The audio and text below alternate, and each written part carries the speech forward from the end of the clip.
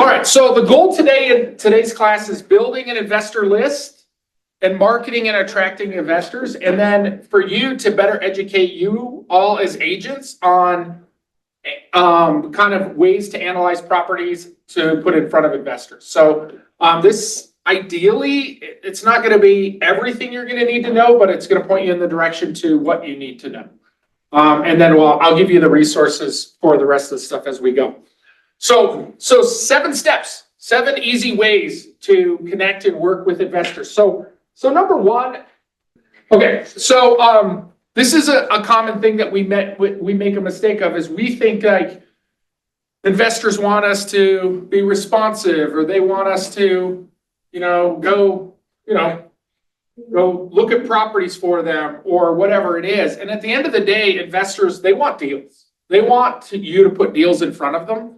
And it's not specific to what they want. I think this is a mistake that we make, is we think that somebody says, oh, I want a short-term rental in Park County, 3-bed, 2-bath, whatever. And so therefore we lock in and we go, well, I'm only going to share with them those properties. So we go into the MLS and we type a thing that says, here's the 3-bed, 2-baths in Park County that would qualify for short-term rental. And then we put them on a drip, right? And we think we did our job.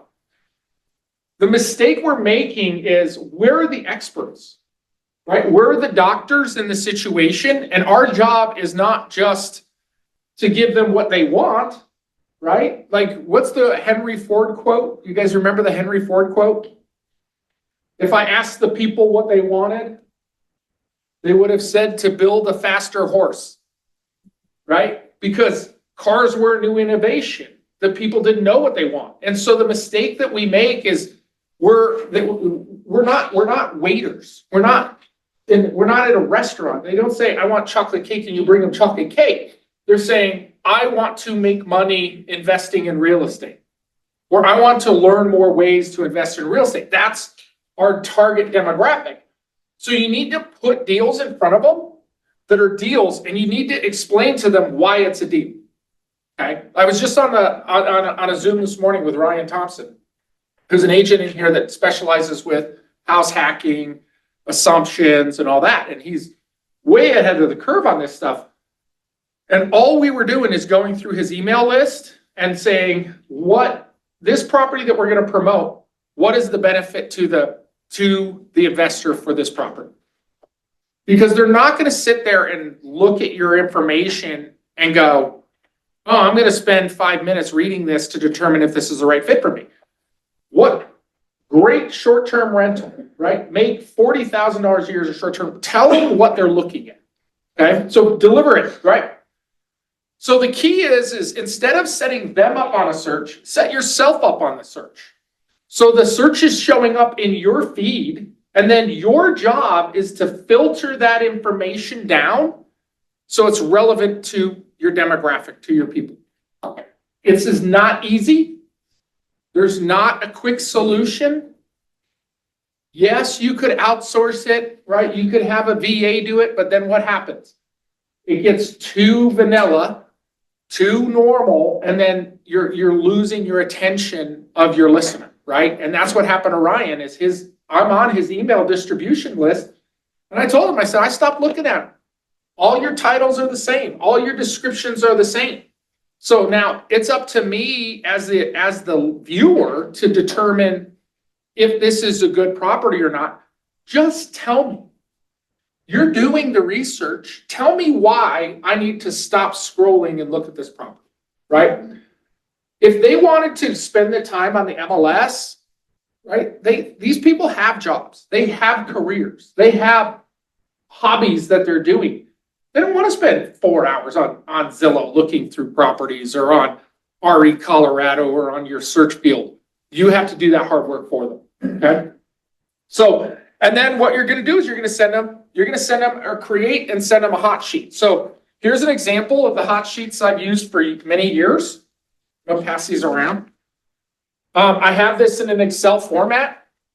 It auto calculates. Here, can you pass those back? It'll auto calculate these fields for us. So Obviously, you have to fill in what it is. Oh, it's a duplex built in 1962. It's 1 story, 7 bedrooms, 3 bathrooms. It has a 3-car garage. The taxes are $3620. There's no HOA. The lot size is 1576, and here's the MLS number. Right, so this one's obviously on the MLS. This was actually Anthony's listing. I was gonna say that was Yeah, it was. Yeah, this is old one. He was asking $950 for it. Here's the address. You can blank out the address if you want. Depending on where your email list is or your distribution list for your investors are, is what's going to determine what information you're going to give them. If this is going out on like social media to the public, hide the address. If they want the address, they got to contact you. You're going to get some contact information, and then even just their email. Give me your contact information, and in exchange for that, you're going to get the address. You're going to get more information. Okay. Annual income, 72,000. Vacancy rate of 5%. Total income is 68,400. We fill in our expenses, insurance, taxes, gives us our total annual expenses. Our net income 62,762 divided by the price gives us the cap rate. So cap rate is net income divided by price. Okay, real easy. What's the benefit to an investor for cap rate? What do investors use it for? You understand? Write-offs? No. What does cap rate tell us? Profitability. What else the bottom line? Or Which properties are the best? Based on what? It's literally just gross, or it's net income divided by sales price. So it's the ratio between the income and the price. But what is not factored into cap rate is their ability to finance. So here's the leveling playing field for a cap rate. A cap rate isn't designed to choose a property. Nobody chooses a property based on cap rate, right? Because if I have a property that has a 10 cap, okay, but it cannot be financed, okay? You can't get a loan for it. That might not be a good investment to me, because if it's 950,000 but it's not financeable, then I have to put 950,000 down to get a $62,000 return on that. Is that a good investment? Not really. There's other places. I always say with investing, better than what? I could put my money here, or what alternatives could I put it in? Well, that's like 7% return on 950, not even 7%, it's 5%. Shit, I'll put it in a freaking money market account. I'll put 950 in a money market account, and guess what? It's not going to fluctuate, and I don't have to deal with tenants. So cap rate takes out financing. It's irrelevant to it. So what investors use cap rate is to decide what areas to invest in. Because the cap rate in Lakewood, Colorado is different than the cap rate in Boulder, is different than the cap rate in Colorado Springs, different than Hawaii, different than Huntsville, Alabama, right? Like right now, there's areas in the South, you can find 12 caps all day long, right? What's the kind of cap rate around Colorado? 6.5. If you're lucky, yeah. Like this is a good cap rate at 6.6. That's actually really good. Like, What's a middle of the road cap rate?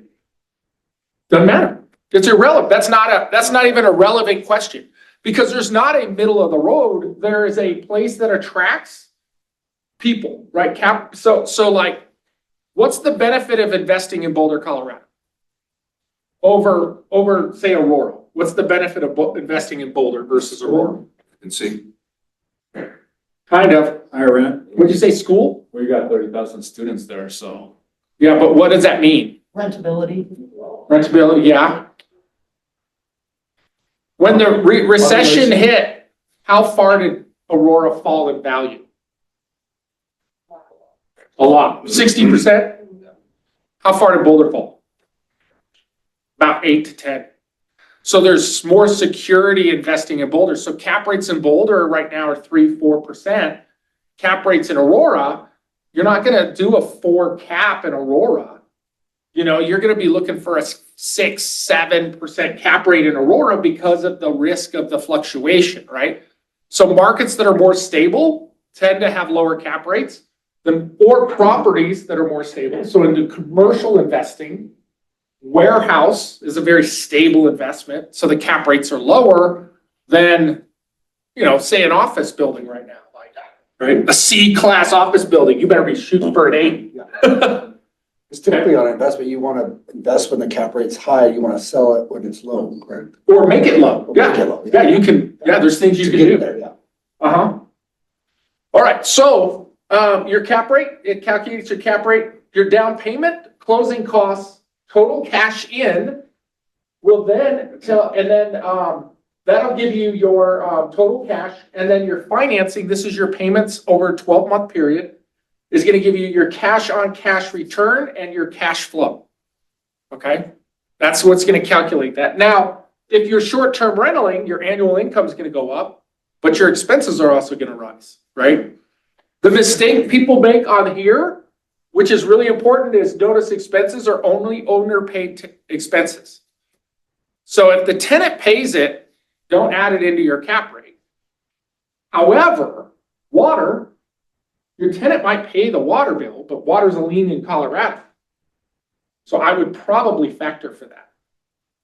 Okay? What was the calculation to get, again, the cap rate? Well, it's net income divided by price. One more question. Mhm. This 5% vacancy rate, Mhm. where did you get that number? I just threw it in there. So if you think about, if you go vacant once every 2 years, right? Because if you go vacant once a year, that's like a 10% vacancy rate. So if you go vacant every other year, it's about 5%. Okay. Right. Does that make sense? Yep. So. And on that point, like if you go from a single family, 3-bed, 2-bath, 2-car garage, that tenant's likely gonna stay longer, right? They're gonna have family, kids, they're gonna move less frequently. You go to a duplex, you're gonna have a higher vacancy rate. You go to a 2-bedroom apartment, it's gonna go up from there. I owned a 21 unit building in Colorado Springs. 11 of them were studios. And then 3 of them were 2 bedrooms and the rest were 1 bed. It was like owning a motel. It was more affordable to just leave them vacant because the cost to turn them, it was like, I mean, the rents were like $600 on a freaking studio, you know, and I'm gonna paint and carpet, I'm out $600 and then they're in and out. It was horrible. I'd love to own it now because I paid $835 for it and it sold for $3.6 million like 2 years ago. Oops. Okay. So the reason for this is a hot sheet. This is an example of a hot sheet. Now, the way I would improve the hot sheet is be really specific about like how this is a great deal. Like I would put something over the top that's like 6.6 cap Lakewood, Colorado. Like that's the benefit of this, you know, very stable property, stable income, right? So I would make a statement about what this is. And then this goes out via email talking about the golden letter distribution. This goes out every Friday, right? Every Friday, they get a list of properties that you have, that you've bird dogged, analyzed, and put in front of them. No matter if they're short-term, long-term, flippers, wholesalers, they're getting properties, okay?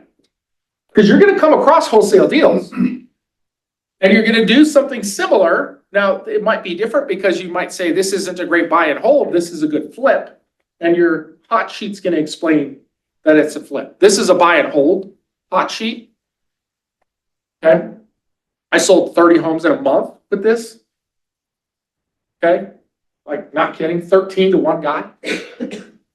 During the HUD days, because we would go out, we would look at the houses on Thursday, Friday.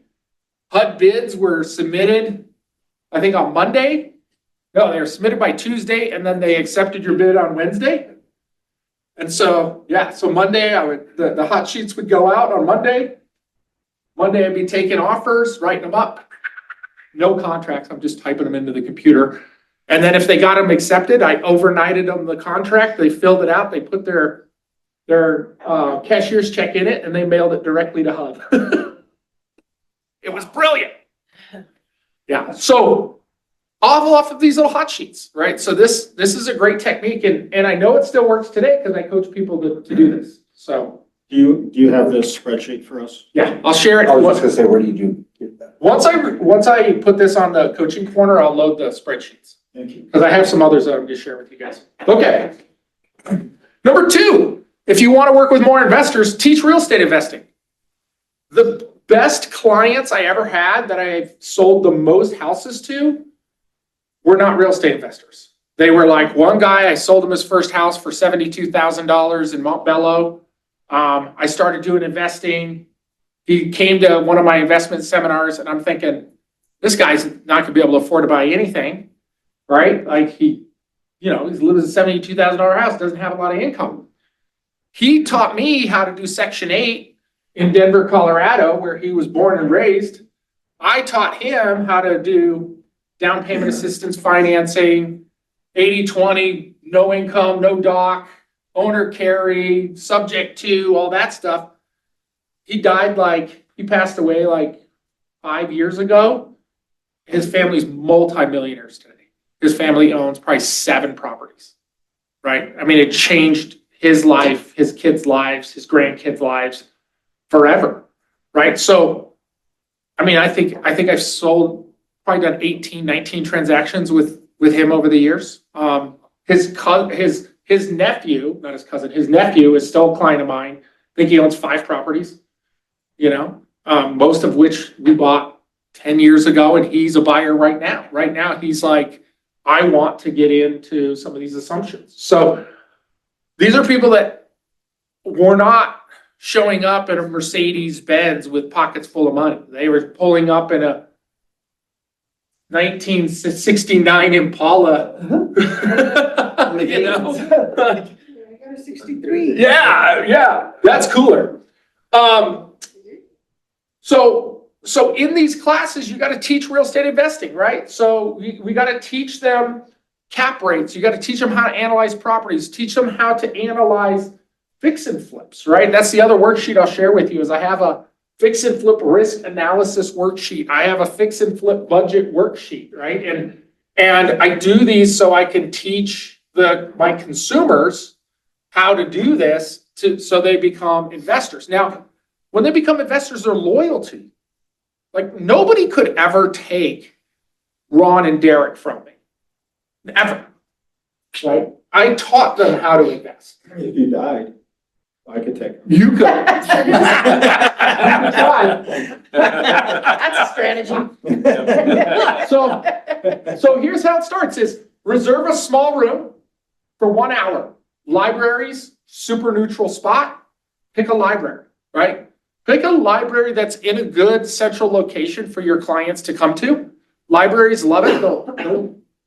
Half the time they'll give you the room. Sometimes it's like $20 an hour, right?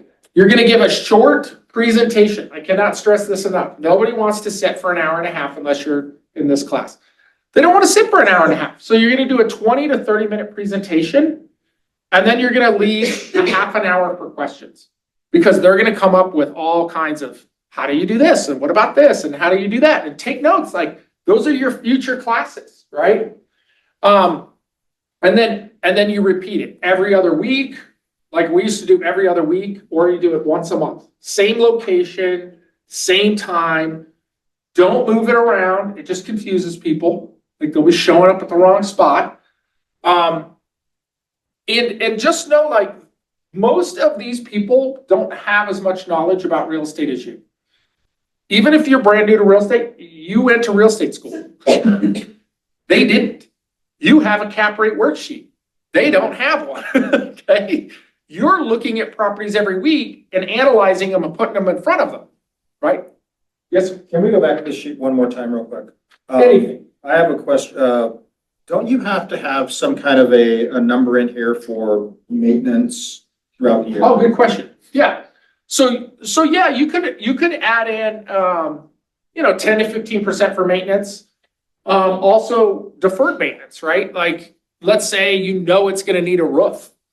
I would actually put that up here, up in the initial purchase to calculate my, I'm sorry, I would put it down here under, what I need to invest into the property before I calculate my ROI, right? Because if I know I gotta spend 20 grand on a roof,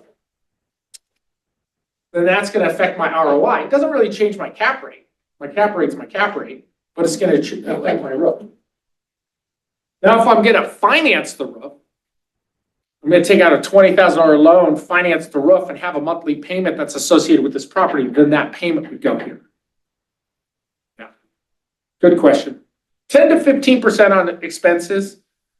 Management companies, 8 to 10%, depending on how many units you have. Just know if you have a management company, your annual income will drop. They don't care as much as you do. They ain't up at night worrying about your mortgage getting paid. Did I answer your question? Yes, you did. Good question. Okay, so here's the classes. Here's some classes, and I have some articles I could share. 3 types of real estate investing every investor should know, right? Buy and hold. So short-term rental is buy and hold, same thing. It's anything longer than 2 years is buy and hold, right? Fix and flip and speculation. Okay, speculation is you're buying something, assuming it's going to appreciate in value without you doing something to it. Okay, if you're rezoning a property, if you're going to take a property and that's zoned agriculture and you're going to rezone it as residential and then flip it, then you actually did something that's no different than a fix and flip. If it's going to take a long time, it might fall under speculation because you're assuming the market's going to appreciate. Okay. The big trap that happened to BlackRock, what would they buy? 200,000 homes, BlackRock? Some crazy number. Is it speculation? They did the calculation that houses are going to appreciate at this amount over this period of time. And so they bought based on speculation, not based on cash flow. And now, I don't know if you're on the same side of TikTok I am, but I get all these Florida market, oh my God, there's 20,000 homes on the market right now because BlackRock just listed 1,000 homes. Yeah, Wow. yeah. What beat is that? I don't know. Some TikTok. Okay. How to fix and flip and your assessment, because people love fix and flips. They love to learn about that. And then how smart investors find places to invest. So this is the strategy about real estate is hyper local. So when you think about real estate, you have a national market, but the market doesn't rise and fall nationally, right? Like even right now, like Florida, there's parts of Florida where there's like almost, I think it's almost coming on 2 years of inventory in some of those markets. Like it's crazy. And they're getting beat up and they're seeing, massive price drops. And then there's markets that are screaming. The values are, going up and their appreciation, multiple offers and those kind of things. So we know real estate isn't a floor that rises and falls. It's very localized. And even inside Denver, it's very localized, right? Or Denver market. So as a real estate investor, how do you identify where in a market do you want to place your money? Where do you want to place your bet? Right? To the point of like the difference between Boulder and Aurora, right? When the market's down, you want to buy Aurora because it's like a pendulum that's swing down. It drops, 30, 40, 50%. But guess what? When it returns, it comes back. It's got a lot farther to swing, where Boulder doesn't drop as much, but it takes longer to recover that same swing, right? So especially if you're a leveraged investor, you buy an Aurora when the market's down, right? When it's down. But when the market's up, you move your money to the secure locations where it's less likely to fall. So you move your money from the Auroras to the the Boulder, the Goldens, the West Side, where the fluctuation's a little less. That makes sense? And there's actually a way to identify that in any market. What areas are going to, I was just gonna ask, what's the best way to analyze that? there's a whole class on that. It's called How Smart Investors Find Places to Invest in. It was in 2022, that's when I wrote it. So, I'm kidding. I actually wrote a book on this in 2006. I wrote a book on it. That's not published. New York Times bestseller. It was not. No, I sold like 4 copies and gave the rest of them. And then most people who read it was like, this is the worst written book ever. This is horrible. You need to go back to classes. Now, how to make this easy for you is that's why we do the investment series. So the first Wednesday of every month between 6 and 7:30, we'll be leading these. And so the next one coming up is how to invest in short-term rentals. And now I've never invested in a short-term rental, so I can't teach that class, right? But we have agents in here that do short-term rentals. We have agents in here that are really good, and they know the rules and know the guidelines and know the cities that you can do it in and know the cities that you can't. And they're teaching that class, okay? So then on April 2nd, we'll do how to find and evaluate buy and hold investments. We're going to go through that worksheet on how to do that. Up, down, back, forward, how to search in the MLS, how to fill them out, right? We'll also incorporate the assumables into that, the VA assumables, because if you're not doing that, you're crazy. It's a free house. Crazy. Okay. Any questions? So if you want, teach your own class. If you don't want, just bring your people to this class. Nobody here is going to steal your people. We're going to just train them, educate them, show them the knowledge, and then you get to sell them houses. Okay? All right. So next way to find investors. So this is people who are actively investing. Now these are going to be people that are your juggernaut investors that are like, they're pros, they know what they're doing, they could be cutthroat. And this is gonna be your newbies who just got off of YouTube and just saw this amazing presentation and they're like, I'm gonna go learn. So your local foreclosure auctions, right? So each county auctions off properties at the end of the foreclosure process, okay? So the people that show up to these tend to be investors or cash buyers because you're not showing up with a loan. You have to have cash, okay? You have to have cash. Now, I know what you're thinking. Do they still do these live? Do they still do these in person? By the way, this is probably the most fun thing that you will ever do in real estate is go to one of these auctions. Like, it is so fun. And here's what I found out. I did this research last night. Adams County and Arapahoe County still do them live. So much fun. I'm telling you, we should do a field trip. That would be awesome. Let's do it. It is so much fun. We gotta bring some money though, because there's no fun unless we're bidding. It's so good. It's so good. So at the trustees auction, if you're not familiar, that's where they literally get up and auction off properties to a room about this big to investors that are literally bidding on properties. And some people are bidding on second mortgages and they're like, I'm gonna get this house for 20 grand. And you're going, you're an idiot. There's a $700,000 first. Because yeah, you just bought the second, but now you gotta pay off the 700 and that house only worth 6, right? Oh, it's so intense. It's so intense. And you're not allowed to talk to each other. It's so good. About how many people show up to these things? I haven't been in forever, Okay. but back in the day, that's how I met Art Vasquez. Is Art and I, we used to bid against each other. And then I found out that his investor, John Dilday, had like 5 other people in the room. And he's standing there going like this. And he's like telling this person, you can bid, you can bid. And then they would drive you out. Like they would like, and then he'd be like, okay, you're done. And then he'd let you win it. It was like controlled. It was so crazy. No, that's. So cool. It's like playing online poker. you know, but you're on the phone with 6 other people and you got like the sucker who's at the 7th chair and you're like, okay, I got the aces. You guys all fold. I'm going in on this guy, right? So, you go to these events, bring a couple of your hot sheets, bring some properties with you, and you're literally standing around cash bidders that are bidding and buying properties that moment, right? So both of these are on Wednesdays at 10 a.m. You can go online, you can see the docket, what's coming up.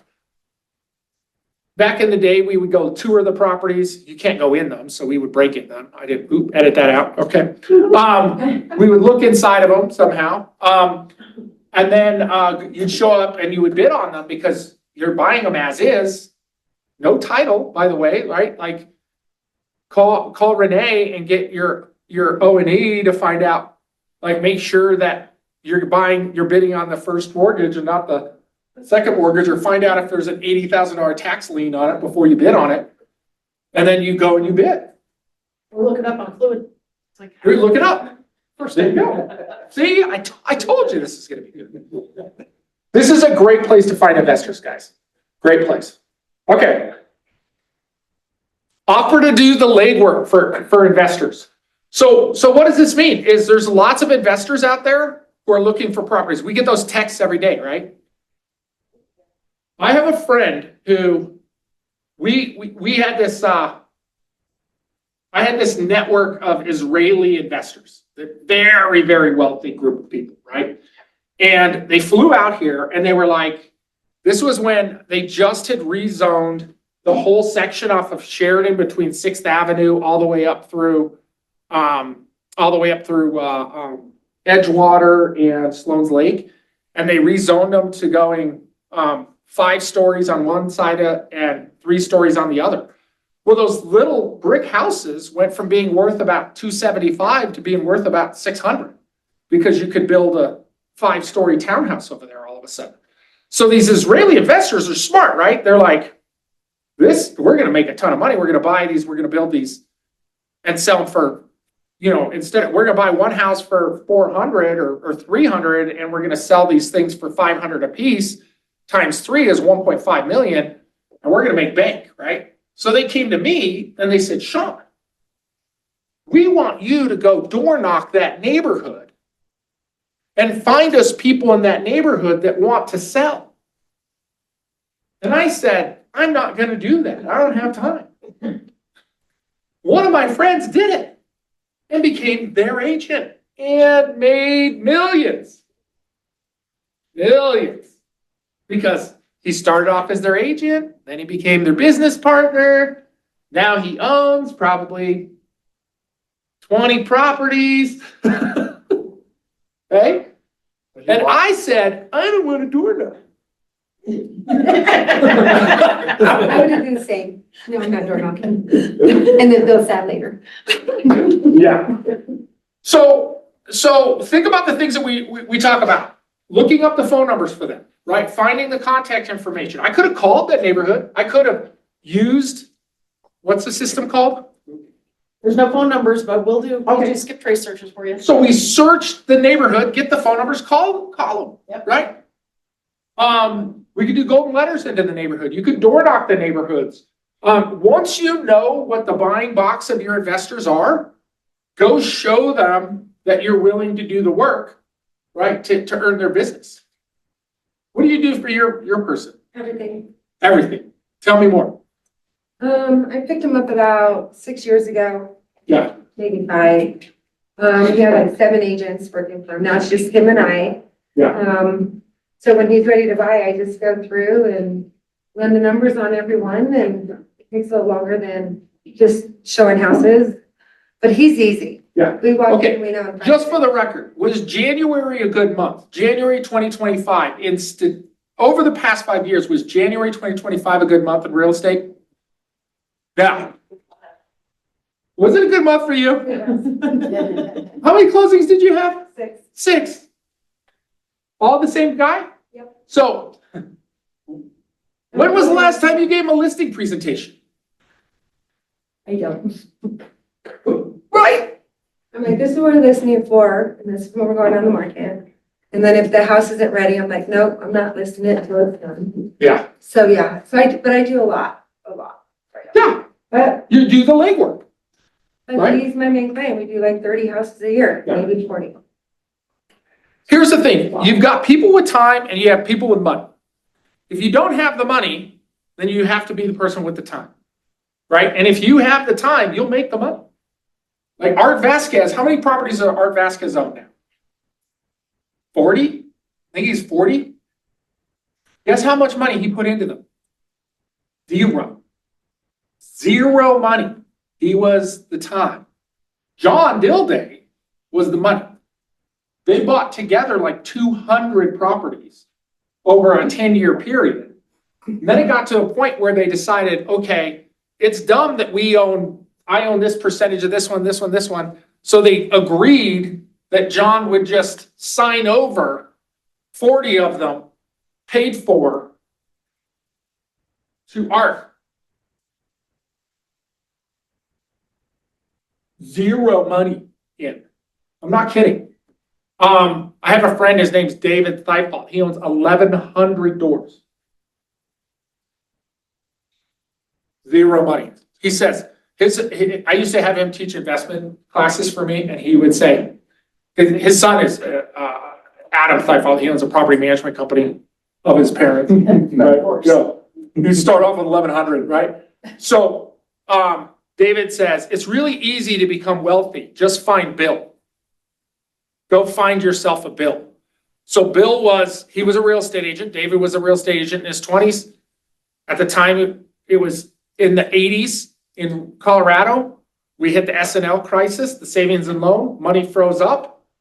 There was a townhouse in Wheat Ridge that he saw that was $14,000. And he was like, are you kidding me? This thing's 14 grand. How could you not make money? This thing would rent all day long for $300 a month.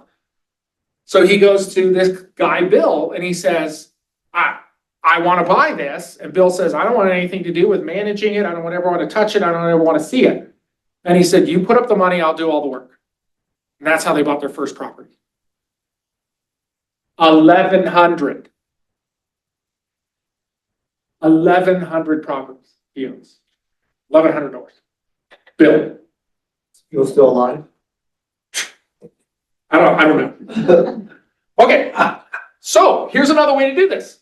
If you have big goals you want to start right away, you have to start contacting investors. So here's another way to do this. Using a search system, you can search county records for people who are buying properties non-owner occupied. And you can sort them to see how many they bought over the past 6 months or a year. Because if somebody bought one property over the past year, and it's not owner occupied, it could be a second home, it could be a short-term rental. But if somebody bought 5, that's somebody who is a full-time real estate investor. This is what they do. Now, there's another trick too. If you're looking for money, right? If you're thinking, I'm willing to do the work, but I need to find a money person, you can also search private money. Who funded the deal? That's not an institutional lender that funded more than one property over the past 6 months. That person is a private money lender. That's somebody who's lending either their own money or they're lending their family's money, or they have access. Like at one time I had a $4 million line of credit through the Swedish embassy. It was literally the Swedish embassy's money. You know Scott Sabina? You ever know Scott? You don't know Sabina? These are old names. I'm bringing out the old name book. I remember. Scott Sabina had a client who ran the embassy here in Denver, and she had access to all their money. So we wrote them a proposal. We said, we're going to pay you this amount of interest. We're going to pay you on a waterfall system. When we sell a property, you get paid first. We get paid second. You get this amount, and then we split the rest. It was a great deal. They gave us a $4 million line of credit, and we went out and bought a bunch of properties. Right? So that's how you do it. Yeah, what do you got? In Fluid, it does give you all the mortgage info. It'll tell you if it's private financing or VA or not. And it has a separate tab by default of owner and non. Love it. Think, how long does that take? 5 minutes to find access to all the money you will ever need. Let's think about this. Let's say you have somebody who's an investor who wants to invest, but what are they missing? The money. What if you make that connection for them? How loyal are they going to be to you because you put together the money? Okay. Okay, so how to find phone numbers? What system do you use to look up numbers? It's a skip trace system, but I don't know which one, but we've tried several and we've landed on the one that we think is the best. I heard of one. I want to say it was called Cyberbacker. That does it's not Cyberbacker, the VAs. It's another company, Cyberbacker, that can do reverse lookup. There's a lot of them. Ours is $10 to do any list, Mhm. and then it's 3 cents for each scrubbed phone number we find and 3 cents for each email. Oh, that's awesome. There you go. There you go. Look at that. Just printing money out of here. Just spitting money out here. Don't even, okay. Here's your script. Here's what you say. Hello, blank. This is Sean with Keller Williams Realty. I see you on multiple properties, or I see you just purchased multiple properties in the Denver area, right? As you may know, we're seeing a shortage of inventory or whatever. We're seeing a fluctuation in the market. The reason for my call is to see if you've considered selling any of your properties. And if they say no, you flip the script. Oh, are you interested in investing? Are you in the buy mode? Are you looking to buy properties in today's market? Okay. That's it. And then what do? Is you add them to your hot sheet, right? Unless they're saying, yeah, I'm looking for this right now. Okay, every Friday I'm going to send you an email. It's going to be the list of all the hot properties I found this week. Tell me about what properties you're specifically interested in. Okay. Oh, by the way, on the hot sheet thing, I forgot about this. This technique works so good. Oh my gosh, I forgot about this. This is gold. We got to update this. We got to update this PowerPoint. I'm almost done. Send out the ones that just went under contract, especially if one of your clients bought it. So that following week, you send out one and it says sold across the front of it, because FOMO is real. Like, they will flip out. All of a sudden you'll have people going, oh my gosh, I wanted that one, and I just didn't reach out. And you're like, well, what'd you like about that one? Oh, I like the location. I like the year. If I could find you another one like it, would that work for you? Yeah, that'll work. Bam, go get it, right? They just committed to buying one. Forgot about the FOMO. Okay, number 6, go to other people's investment groups, even if they're real estate agents. Like, I went to a meetup. I don't remember what agent it was, but it was at Sloan's Lake. There's that rooftop bar in Sloan's Lake. Oh, I mean, this guy had like 40 people there. He did not have time to talk to all 40. But I did. I was like, yeah, let's talk real estate. What are you looking for? Right? So go to other people's. You don't have to be shady. You're just there. You're just helping out.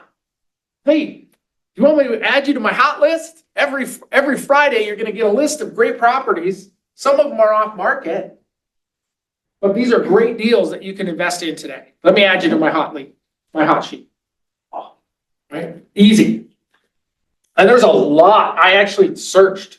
I meant to put it in here, but I got distracted because, the new Paradise came out. Yes, you guys watching Paradise? It was intense. But my heart was. I had to put my PowerPoint down for a minute. Get back to it. Okay. Woo. All right. It is good. There it is. Cool. Wait till you see it. It's good. I can't tell you. It's so good. The twists and turns, you'll figure it out. Okay, and then last is shadow an experienced investor agent. There's a lot of real estate agents that specialize with investors. Shadow them, follow them around, learn the lingo, learn the dialogue, because investors speak a different language. And I actually have this. I actually have a 47 terms that investors use. The that I wrote up that I'll include. But learn the language that investors use and how they talk and how they close. Offer to be a junior agent for them, like offer to make calls for them. Like, hey, I'm going to pull this list of properties in Lakewood that my client's looking for. Make those calls, right? Say, hey, I'll make those calls for you. Or I'll go door knock that neighborhood, or I'll do your gold letter follow-up calls, right? Like, that's not fun, but somebody's got to do them, right? Sophia makes me do them now. Apparently I'm good at it. I don't even know. So, or maybe you could earn a percentage of the deal, right? Like maybe you do the legwork and you get rewarded on those deals that you're bringing to the table. And then you're learning the business and you're learning the opportunity to work with investors. So that's it. So bottom line, there are thousands of real estate investors looking for opportunities each day, and more wannabe agents that are waiting for an agent like you to bring them a deal or offer services. All you have to do is act on it. That's it. Any questions? Did I give you some good stuff? Yes. I wanted to emphasize what you're saying in that, so I know obviously tons of real estate agents. Yeah. And when I would get ready to buy a house, I've got 10 in the last 20 years. Yeah. I would just talk to everybody and I would say, if you were gonna buy one for yourself, those are the ones I wanna know about, Yeah. Yeah. which is exactly what you're talking about. Yeah. Yeah, exactly. I love it. And what a great resource. What perfect timing. Because this is literally, I was doing the PowerPoint and I was like, what system do I want to put in here right now? I saw the play. It was great. Yeah. I didn't have one. Okay, cool. I'll load this up with the guides and the worksheets and the links to the blogs. So